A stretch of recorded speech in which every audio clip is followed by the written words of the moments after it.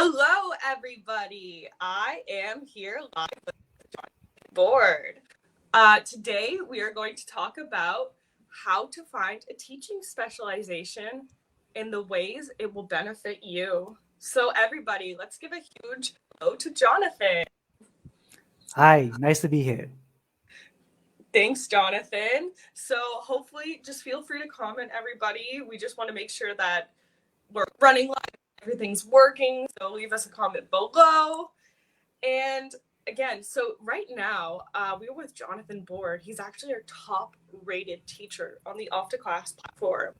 We've been celebrating our top rated teachers. And today, Jonathan is going to share with us how to find a teaching specialization in the way that it will benefit your teaching practice. So, Jonathan, let's start out. First of all, where are you located? So, right now I'm located in my home country of Trinidad and Tobago. And that's a small island, well, twin island republic, located very close to Venezuela. So, we're in Latin America, but we're also in the Caribbean. Beautiful. And due to our history, we have a very lovely mix of peoples. So, we have Africans, Indians, Europeans, Chinese, Spanish. So, what that means is we have a lot of different foods, different cultures, different festivals. And with the Caribbean weather, it's always very warm and sunny. And we usually have a good tourism industry, but because of the pandemic, it's slowed down a bit. Absolutely, absolutely. And just for anyone watching, I am in the complete opposite climate. I am in Toronto, Canada, where it is quite cold and icy. I'm envious of Jonathan in the warmth right now. And maybe, Jonathan, you could tell us a bit about your students. Where do you get your students? How do you find them? Well, I teach on italki.com. I've been teaching there since 2019. And generally, I target business English students. So, business professionals who want to have more confidence in the business environment, whether that's speaking or presentations, or even people who want to do interviews. They want to make sure that their English is not too formal so that they sound robotic, or not too informal that they sound like if they're on the street hanging out with friends. So Yeah, we look at that. Sometimes I go through that interview process with them, and I do that with students. And generally, uh, it's a lot of either interviews or just speaking to be more confident in business settings. So that's where I get my students. I see. So, is your specialization business English? Yeah, I focus on business English with a view to helping professionals speak more confidently in the business arena. So I aim for that. Do you have any recommendations for teachers looking to get into teaching English? Well, yeah, sometimes people hear business English and they figure, well, oh, they need to be very versed in business. And whilst that does help, I find that most of my students just want that confidence when speaking. So they have a degree of English. They can speak with their friends. They can go to the cafe. They can talk about the weather. But obviously, if you're in a business setting with your boss and your boss is a native speaker, they feel a bit of tension. So really what they want is confidence. And sometimes that just means practicing a lot of speaking, or helping them fix some grammatical issues, which I find off the class to be very good at helping with. Uh, for example, a lot of my students like to practice idioms because it helps them to sound more natural, or maybe something Yeah, like prepositions, because that at on in thing, is it on the desk? Is it at the desk? That throws them absolutely. off. So those grammatical points they need help with. But I find generally it's communication. Some students ask for vocabulary, and I try to skillfully ignore that, because when you ask them deeper questions, more not probing as in minding their business, but you ask them to try and get, why is this important for you? Generally, it's about confidence. It's about feeling respected. It's about not speaking in a way that they feel that they're tripping over words. So they want to feel confident, and I try to address that. That's So, so oh, important. No, no, that's great. I just mhm. love that you brought up confidence as a basis for language learning. How do you inspire confidence in your students? Are you very encouraging? What is your approach to feedback? Well, I tend to let them speak a lot. I give them a lot of student talk time, and I try to keep it relevant to their area. So if it's business, keep it to that, because I find that when they speak in a business setting and they realize that they're being understood, they feel more confident. I give them a lot of feedback, but also constructive criticism. But I try not to overcorrect, That's good. because that could not only disrupt the flow of conversation, but it kind of dampens their zeal. But I try to Yeah. correct the big things.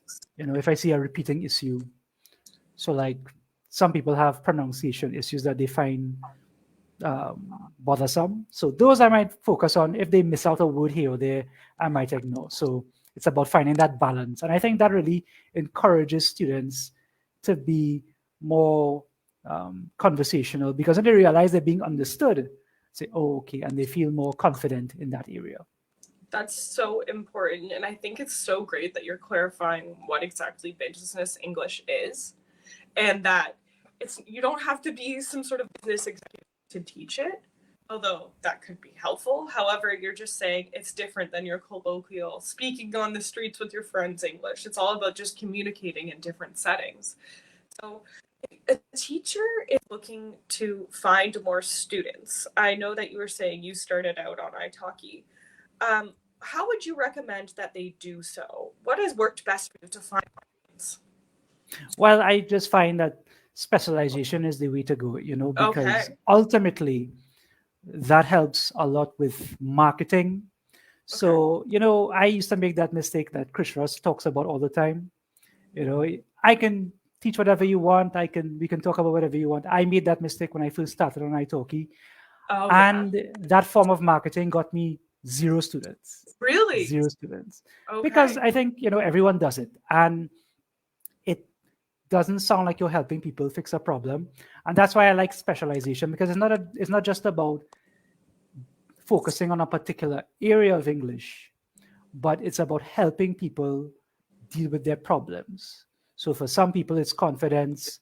Other people might be reading. So if a teacher can locate what people's pain points are and address that in marketing, I think that will naturally help them to get more students. And of course, if you're an independent teacher, you have the entire internet, but that could be scary because the internet is a big place. If you specialize and you market your specialization, so uh, you teach 6-year-old children, for example, but you help 6-year-old children get reading proficiency, I think that will draw people to your website or to your profile, because parents will be like, oh, my child has difficulty with reading, and that will draw them to that. So I find that specialization helps, and of course always networking with other teachers, because some teachers would teach, for example, business English, and they Mm-hmm. might get a request to teach someone's child, and that teacher will say, oh, no, I don't do that, but this teacher does. So networking with other teachers is a good way to get more clients as well. That's so smart. So you network with your fellow teachers, and you can sort of like, oh, the student won't work for me. But hey, it might be great for you. So you've gotten students from peers of yours. Well, I haven't done it, but I've referred students to others. Oh, So that's it has worked that way. And I think that's why specialization is good too, because here it is, if we all focus on our specialization, on what we can help others do in a specific area, it helps to really create a sense of community, or rather, it enhances that community. So when after class, I teach business English, but someone else teaches, let's say, beginner English. I could direct people to that teacher, or beginner English, that person doesn't teach business English, so they could direct that student to me. And it really does help in that area. that's so good to know. I actually love this whole help each other out process that you've got going on, because I think that's something other teachers can jump on board and do as well. So I wanted to know, so you are a very, very high rated teacher on off to class, and you teach business students. How do you keep them so, how are you getting 5-star rating? Jonathan's very humble and says, "Oh, my students are nice," but what is your No, approach? I generally think that's what it is. They just see 5 stars and say, oh, let's give him 5 stars, But I, try to get as much feedback from students as Mm. possible. And I try to see what works, what doesn't work, if anything needs to change. And I try my best to address that. And I think why my students tend to be pleased is, again, because of specializing in a particular area, it helps to manage student expectations. So they Ah, see my video, they see my profile. It's about business English. They're not going to smart. come and ask me about, beginner English or teaching my 6 year old. These- So Yeah. they already have in mind it's business English. I try to communicate what pain points I help with, for example, if you need help with interviews, if you need help with meetings, for Mm. example. So they already know what they're coming for. And I guess because of that clear marketing and those expectations being reasonable, I think they're pretty much pleased. And of course, off the class materials are great. It Oh, makes me look far more professional than I actually am.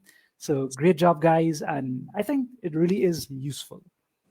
okay, great. That actually brings up a bunch of questions here from our audience. So I wanted to know as well, how do you ask for feedback from your students? I know we're generally the ones giving feedback to our students. So how do you learn from them to become a better teacher? I just ask, I say, how are things going at the end of a class? Maybe, Nice. are things working for you? Would you like to see anything different? Are you seeing improvement? And sometimes they volunteer. Sometimes they volunteer the information. Sometimes I have to ask, but that's what I try to do. That's good. I find asking specific questions like that at the end of a lesson is just a simple and effective way to gain that feedback. Like, hey, can you tell me something that you really enjoyed about this lesson? Can you tell me something you'd want to see in the future?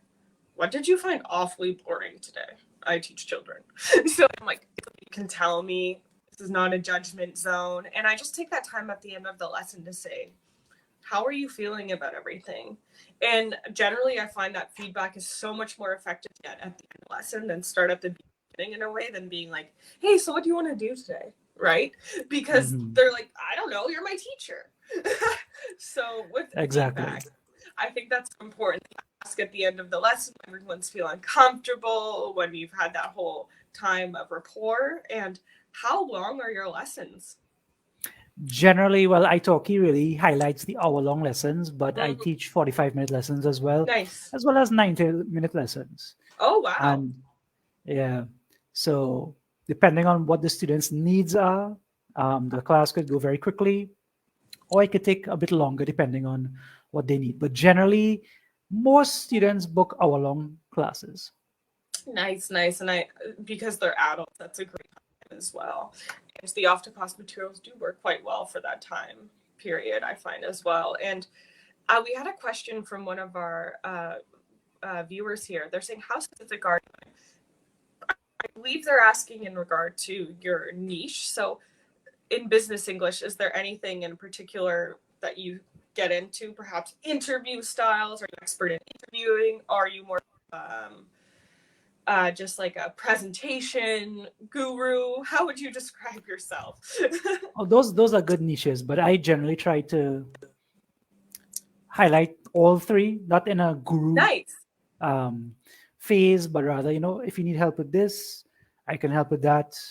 If you need help with interviews, presentations. Love So, because I know a lot of business people, they may have a meeting with their boss, they may have a Mm-hmm. presentation to do, and that's challenging. So I try to highlight those pain points so that when Nice. students see that, they say, oh, I need help with this. So generally, because of that, and because of specialization, the messages I get on italki, 99% are based around business, which is good because I know sometimes it could be challenging for teachers. If you're just general, one student wants you to teach their 6 year old, and that's one set of preparation.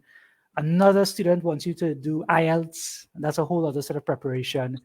A third student wants you to do a business case study.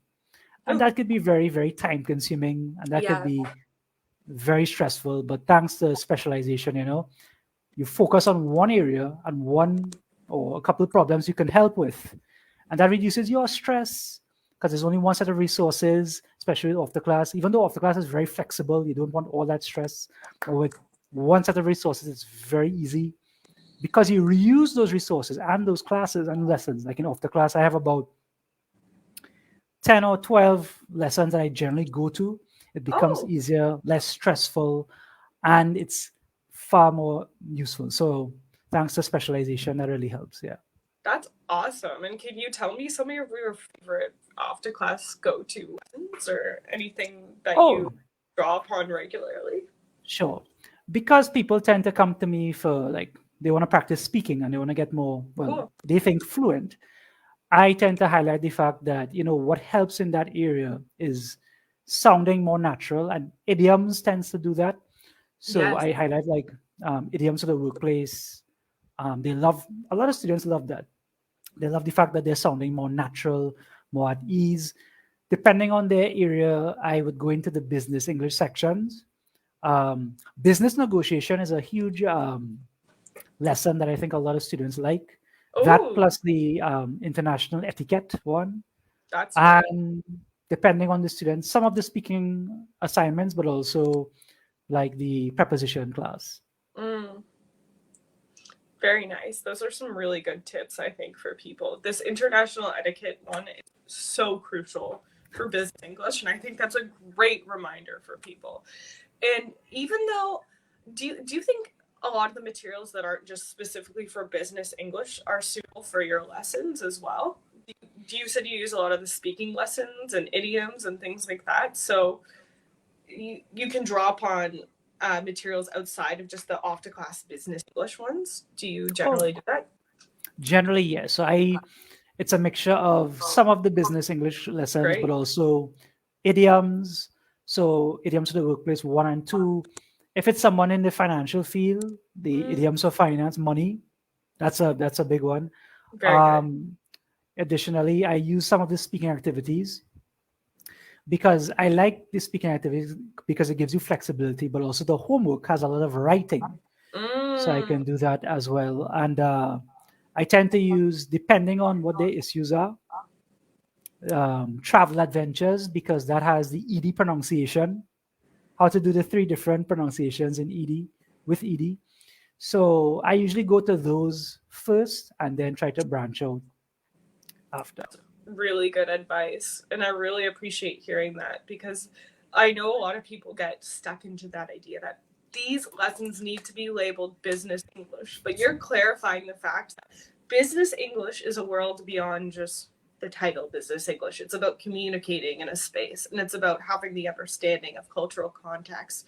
And I think that's so important that these up to class lessons fit that bill. We have a question here from Miriam. Do you give your business English students the placement test? Of course, Miriam, of course. And that really helps to sell me as a really big professional. So Great. thanks off the class. I love it. Because what Oh, happens is that even though they're C1, even though they're B2, they have a number of grammatical issues. mm-hmm. Oftentimes they have like A1 issues, it could be B1. And sometimes it comes out in their speech. So I say, hey, what? We're going to do these lessons. Or if it's too simple and it's just some revision they need, I give them the homework assignment. I correct it in the next class. But I often give them that. I give them the writing section as well too, because Smart. for business English, writing is a big part. Very. Depending on their needs or their level, I might before because I usually ask them questions before the class, the first class. So that determines how extensive the placement test will be, whether it's just the grammar section or grammar section plus writing and the reading. I not give Mm, the speaking section because I want to hear them speak. yeah, But depending on what it is, yeah, I always give them the placement test. And it excites them because they actually want to come to the class and see what they got. They want to see the pain points that they have and what could be that's worked on. that's such a really good like strategy to hook them in. And do you find that your students are consistent and long lasting? Like they stay with you for a while? It depends. It depends. Some of them who are really motivated, they stay. I find that this is an issue I have sometimes. If they do a lot of speaking and they're not really into like resources, and it becomes a conversation class, I lose them 100% of the time. So I try to keep things structured. Even with Mm, speaking classes, I try to establish smart. goals that we're trying to achieve. So that helps a lot. But it depends on the student, and it depends on their needs as well too. Wow, I can certainly see why you are one of the top teachers of 2021 on the Off to Class platform, Jonathan. You put so much effort into making your students feel valued and heard, and that's so special.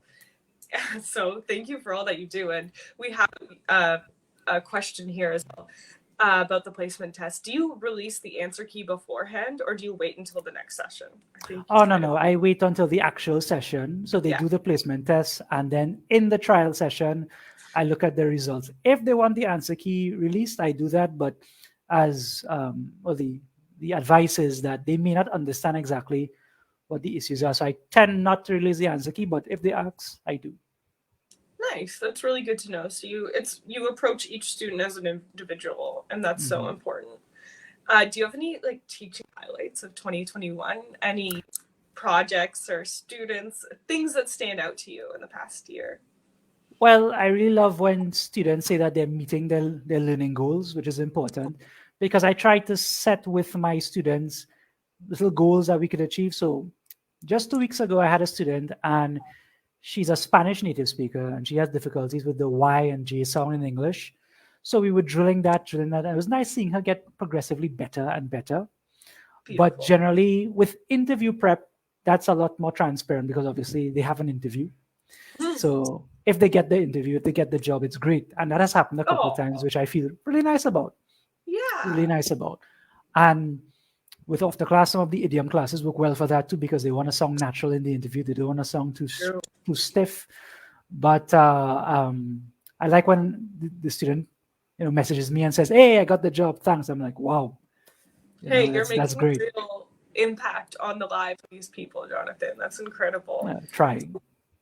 Thank you for sharing that. And Miriam has another question. Thank you, Miriam, for all these questions. So do they work on this placement test on their own, or do they answer the test along with you in the session? Oh, I give them the test in advance and they do it on their own. Okay. So they handle that and then we look at the results after. Exactly. Sometimes performance of a student can vary so much when they're with a teacher is when they're alone. That discrepancy sometimes Mm, exists, and especially speaking and writing. I know that some yeah. students are a lot more comfortable speaking, so I think it's so important that you assign these reading assignments so that you are able to see the points in the reading, because I know that many of my students are they're so comfortable speaking, but when it comes to reading comprehension and writing their thoughts down, it's very difficult. And I know I'm the same way. I learned Spanish, and I'm learning Spanish. I'm a Spanish learner, and like my speaking is a lot better than my writing or reading. Reading's fine, but the comprehension and the Mm. writing aspect. So that's great to hear that you're satisfied that your students are getting jobs and you're changing their lives. That's amazing. And I know you're very focused on communication as a part of your lessons and speaking. So, with that being said, I wanted to know, how important is grammar to you? Do you spend a lot of time doing grammar with your students? If they need it and if they want it, Oh, yes. I myself am not too strong with grammar. okay. So I'm really grateful that off the class makes that easy. I try to sound professional, like, yeah, well, we need to work on uh past perfect. And I'm like, Yeah. what is that? What is this? So I go and I prepare the class in advance, which is great. But it depends because grammatical rules sometimes differ from country to country. So I try to get an understanding of where they'll be working. But we know with the pandemic, a lot of people do distance work. They work True. online, and you can work with an American here and someone from the UK over there. But generally, depending on where they'll be working, I try to emphasize grammar more or less, but some of the rules change. So uh, it is important, but I try not to emphasize it, especially since most of my students want to do, as you said, communication. So That's really good to know. And I think this points out that there is really no one size fits all with mm, students. Every student has a different approach to learning, and some are very fastidious about wanting to memorize grammar, in all the conjugations of it, whereas others are like, it will come to me, let's just speak, it will absorb, I'm like a Yeah. sponge. And they're just completely different approaches. I'm curious, as a teacher, what is your favorite type of student to teach? Yeah, and that's something that helped me find my specialization. Oh, okay, cool. I did a course with Tim Gascoigne, onlineteacherdu.com. Great guy. Check out his websites. Will Great do. stuff. And he said something was very, very pivotal. He said, think about that one student you want to teach Mm-hmm. and market to them alone. And that got me thinking what my favorite students. And I really enjoyed helping people who need to communicate. They're friendly and they have a level of English that they could communicate, but they have certain needs, so we could address certain pain points with short-term goals and long-term goals. And I think it helps them and it helps me as we see those goals being achieved. So whether it's some pronunciation issues or whether it's speaking to someone more natural in a business setting, or if they need to get help writing emails, just helping those things along. It really helps me. So those are my favorite kinds of students, people who need those business professionals who need that help with communication. So I like to teach those people. I think that's good advice. Like, find out who you want to teach as a way to find your niche, right? Because if you're gonna take this endeavor and put all your effort in it, you want to enjoy what you're doing, right? Mhm. So I think that's such good advice. Do what you like. Like, for example, I taught children and I love that, right? So that's what works for me. And do you find that your students like being interrupted for error correction, or do you just sort of do it after the fact? What's your approach?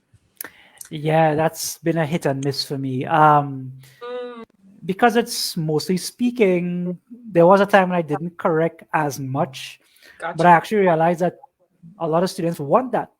Oh, okay. So I think I lost a couple of potential students because I didn't correct enough. But I think I don't interrupt much. But if it's a flow, I correct them after the sentence or after we have spoken for a bit. I say, hey, you said this, and we can say that instead. If it's a persistent issue, I correct them immediately because then they can work on it. So if like Russian speakers, for example, they forget articles. I say, don't Mm, forget to say the man, or they might say, I have car. I say, no, don't forget I have a car or the car.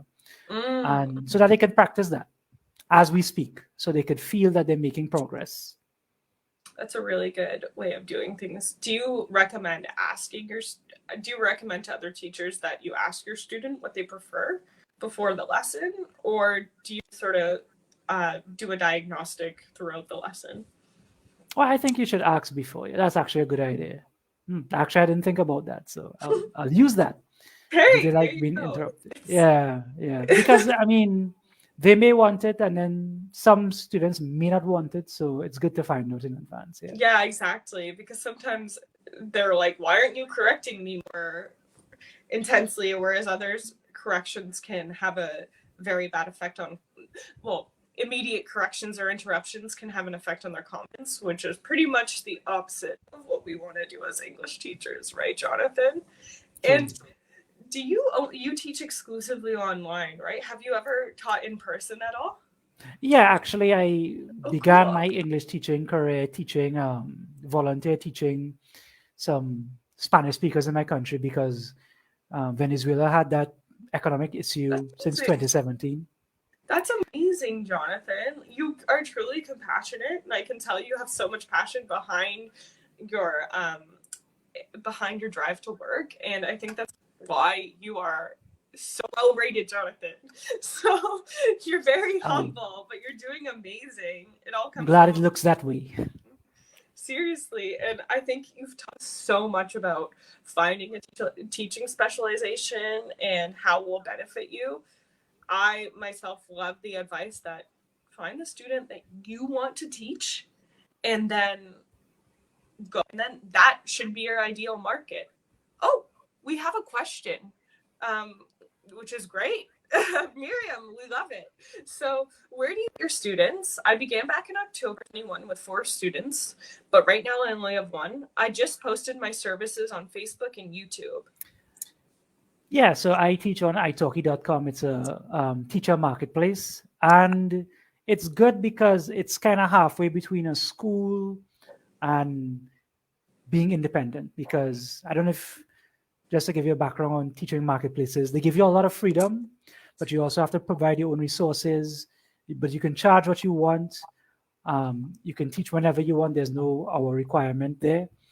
And you have to, well, provide your own resources. That's where off the class comes in really handy. That's And what you great. get on italki is a video, a profile, and a picture.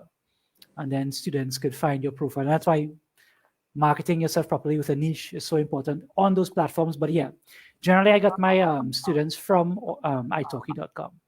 That's a really good advice, Miriam. Perhaps you could make a profile and with your video have a specific niche, and your students will come at you, flourishing at you. So one of them, maybe we could share your link to your profile, Jonathan, as an example after the stream. So Oh, if sure. possible, just as a benchmark, because it seems like it's a really good example.